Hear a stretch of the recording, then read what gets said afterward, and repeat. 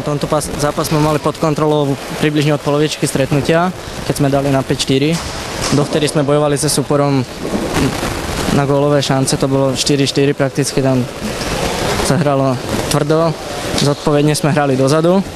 A potom Patrik Vojtech, ktorý v prvej tretine nemohol dať gól, tak sa mu roztrhla šňúra s gólmi a rozhodol zápas.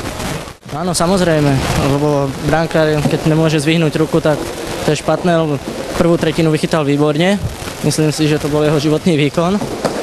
A na naše šťastie sa zranil a bohužiaľ musel nastúpiť hráč. No tak veľmi si to vážim.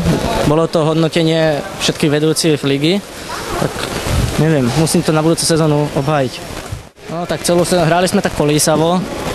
Chvíľu sme mali dobré zápasy, chvíľu sme mali krízu. Väčšinou, keď nás bolo málo, sme sa hádali na striedačke a ovplyvnilo to náš výkon, ale sme rádi, že sme sa dostali až na to miesto.